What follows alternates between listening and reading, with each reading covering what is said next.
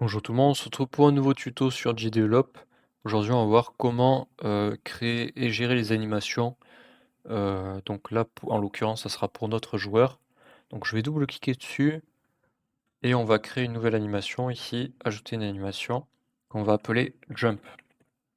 Donc ce qui va se passer, c'est lorsque mon personnage va sauter, et ben, l'animation va changer et il va se transformer en boule. Donc je vais juste à faire appliquer. Donc je vais quand même vous parler un petit peu des options. Ici, vous pouvez lancer un aperçu, donc ça va vous montrer l'animation. Donc là, vu que j'ai qu'une seule image, il n'y a pas grand-chose à voir, mais vous pouvez ajouter plein d'images.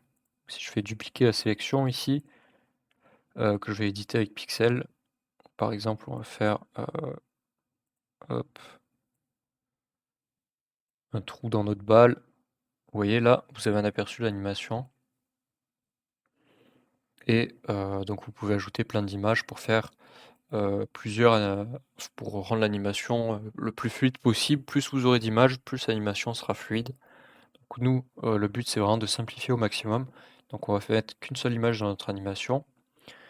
Vous pouvez modifier le temps que dure chaque image de votre animation. Donc par exemple là, 0,08 secondes entre chaque image. Plus vous allez réduire ce temps, plus ça sera fluide, plus il y aura une impression de fluidité. Et vous pouvez jouer les animations en boucle. Voilà. Donc ensuite je vais faire appliquer ici. Et maintenant, il va falloir dire, lorsque je saute, je veux que je passe à l'animation saut.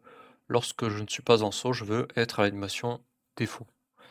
Donc pour ça, je vais aller dans mon événement externe global ici, et je vais faire ajouter un événement. Ajouter une condition, player, et on va dire, est-ce que mon joueur est en train de sauter? Ok. S'il est en train de sauter, alors je passe à l'animation saut. Animation, pardon, définir à jump. Ok. Et si je fais juste ça, le problème c'est que ça va rester sur mon animation saut, même à la fin du saut. Donc ça ne nous intéresse pas trop. Nous, ce qu'on veut, c'est que lorsque le joueur est sur le sol, ou n'est pas en train de sauter carrément, on peut faire la condition inverse ici. Donc si l'objet n'est pas en train, si mon joueur n'est pas en train de sauter, eh ben je change l'animation, je le définis à default. Voilà.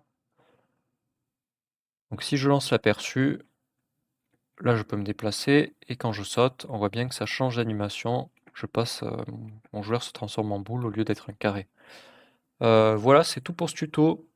N'hésitez pas si vous avez des questions dans les commentaires, puisque les animations, ça peut devenir assez compliqué. Si vous voulez faire plein d'animations, et cetera, il faut gérer dans les événements bien comme il faut. Là, vraiment, j'ai simplifié au maximum. Donc si vous avez des questions, n'hésitez pas, posez-les dans les commentaires, j'y répondrai. Sur ce, ciao tout le monde, à plus.